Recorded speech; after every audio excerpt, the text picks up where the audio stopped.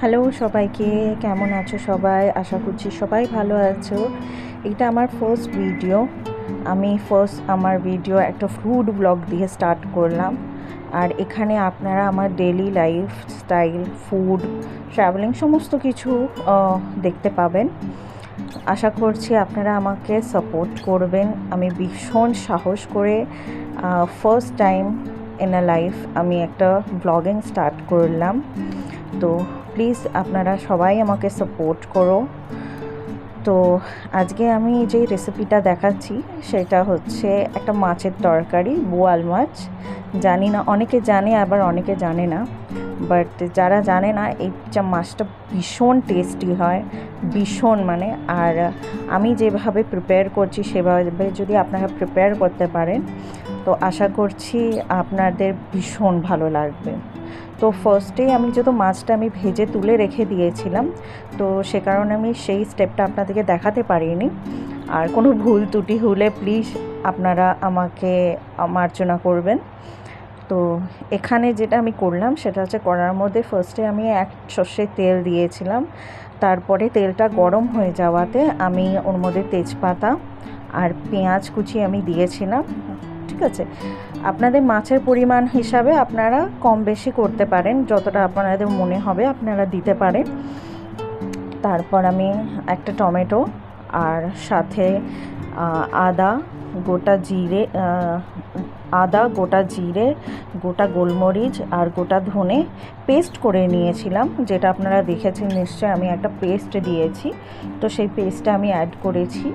তারপরে হচ্ছে আমি ওখানে হলুদ গুঁড়ো, লঙ্কা গুঁড়ো, সামান্য একটু জিরে গুঁড়ো, যেহেতু আমি বাটার মধ্যে জিরে দিয়েছিলাম তো আমি জিরে গুঁড়ো খুবই অল্প দিয়েছি। সাথে আমি ওর মধ্যে দিলাম হচ্ছে সামান্য একটু গরম মশলা দিয়ে এবার মশলাটাকে আমি ভালো করে কষলাম। হালকা একটু কষা কষা হয়ে গেলে তারপরে আমি ওর মধ্যে একটু ধনেপাতা দিয়েছি। এবার এখানে যেটা আমি করেছি সেটা হচ্ছে আমি নুনটা এখন দিইনি, ঠিক আছে?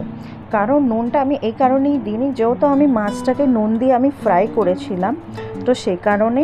আর তেলের মধ্যেও আমি যখন মাছ ফ্রাই করি আমি প্রথমেই নুনটা দিয়ে দিই, কারণ বোয়াল মাছ ভীষণ ফাটে। ঠিক আছে, আপনারা তেলের মধ্যে দিলেন ওইটা ভীষণভাবে ফাটবে।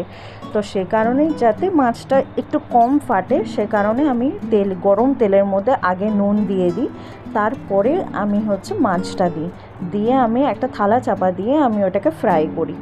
দিয়ে ফ্রাই করা হয়ে গেলে এবার আমি তুলে রাখি। এবার যেহেতু আপনি দেখছেন আমার মশলা কষা হয়ে গেছে, তো সেখানে আমি আবার একটু জল দিয়ে দিলাম, দিয়ে এবার আমি ঝোলটাকে ফুটতে দিলাম। মশলাটাকে ভালোভাবে কষে নেবেন যতক্ষণ না তেল ছাড়ছে, ঠিক আছে? তো তেল ছাড়ার পরে আমি জলটা দিয়ে এবার আমি ঝোলটাকে ফুটতে দিয়েছি, আপনারা দেখতেই পাচ্ছেন।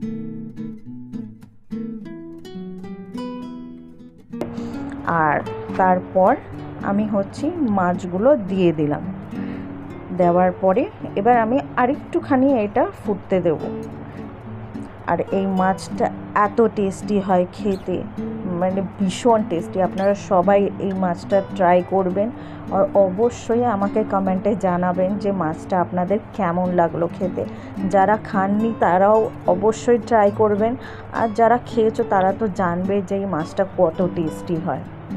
তো এখানে আমি একটু মাছটা দিয়ে সামান্য একটু ফোটাবো, কারণ বেশি মাছ ফোটালে মাছ ভেঙে যায়, যেটা হচ্ছে আমার শাশুড়ি মায়ের কথা।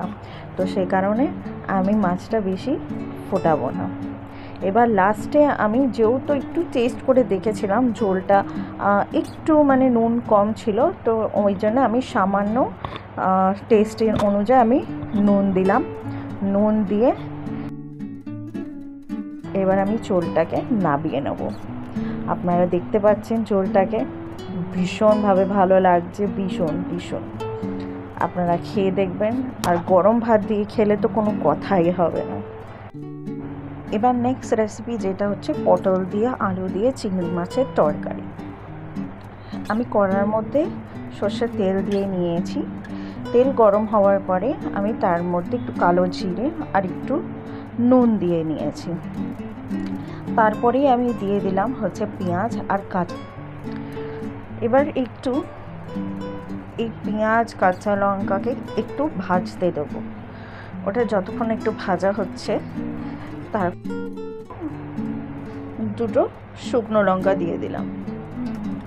এটাতে একটু ফ্লেভারটা ভালো আসে, তাই আমি দিয়ে দিলাম। দেওয়ার পরে আমি একটু এটাকে ভাজতে দেব। যেই ভাজা হয়ে যাবে হালকা, তারপরে আমি তার মধ্যে পটল আর আলুটা দিয়ে দেব। দিয়ে এবার এটা পেঁয়াজের সাথে ফ্রাই করতে থাকব।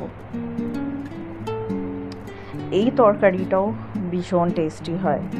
আমাদের বাঙালির ঘরে এমন কোনো ঘর নেই যেখানে এই তরকারি হয় না। আর চিংড়ি মাছ দিয়ে পটল দিয়ে তরকারি তো সবার ফেভারিট, ভীষণভাবে ভালো লাগে সবার। এবার এখানে যখন হালকা একটু পটল দিয়ে আলু এগুলো সব ভাজা ভাজা হয়ে গেল, তারপরে আমি টমেটো আর কাঁচা চিংড়িটা দিয়ে দেবো। এবার আপনাদের সবারই মনে হয় এটা কোয়েশ্চেন হয়তো আসতে পারে যে আমি কাঁচা চিংড়িটা কেন দিলাম। আমি কাঁচা চিংড়িটা এই কারণেই দিলাম, তেলের মধ্যে চিংড়ি মাছ ভাজলে দেখবে চিংড়ি মাছটা খুবই মানে রেড হয়ে যায়, আর প্লাস পুরো এত বড় চিংড়িটা দেখবে গুটি একদম ছোট্ট হয়ে যায়।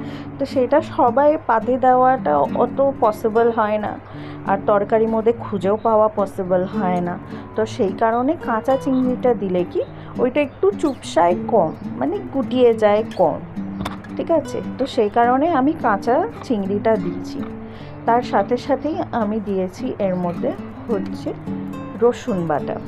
রসুন বাটা দিতে তো চিংড়ি মাছের যে আঁশটানি ফ্লেভারটা থাকে, সেই গন্ধটা সেটা রসুনেতে কাটিয়ে দেয়।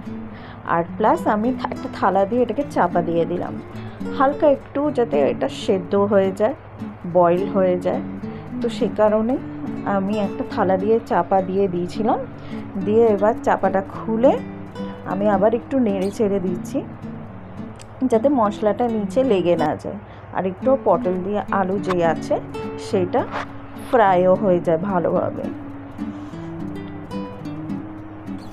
এবার আমি এখানে দিচ্ছি হলুদ গুঁড়ো, সাথে আমি দেব এখানে হচ্ছে লঙ্কা গুঁড়ো, আর তার সাথে আমি দেব হচ্ছে এখানে জিরে গুঁড়ো।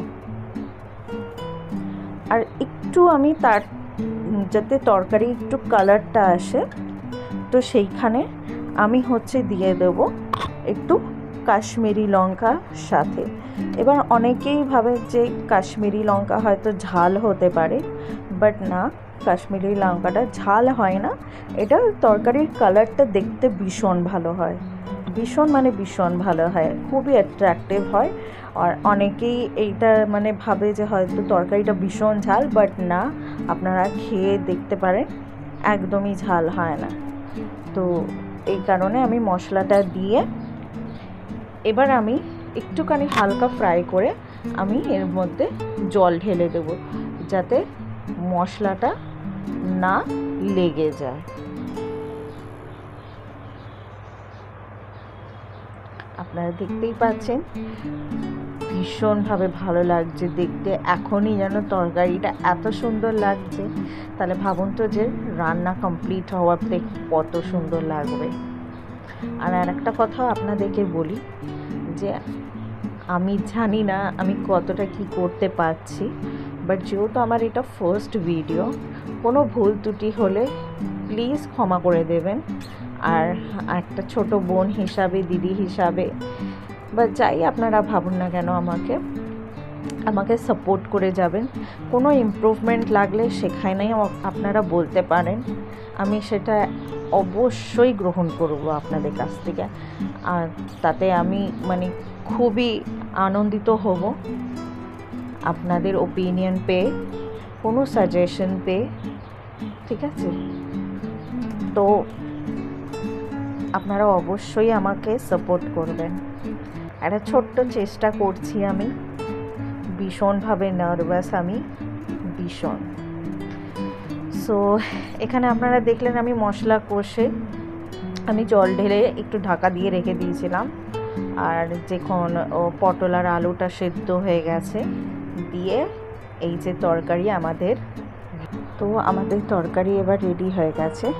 আপনাদের আমার ভিডিওটা কেমন লাগলো অবশ্যই জানাবেন, কমেন্ট করবেন। সবাই ভালো থাকবেন, সুস্থ থাকবেন, and thank you for watching.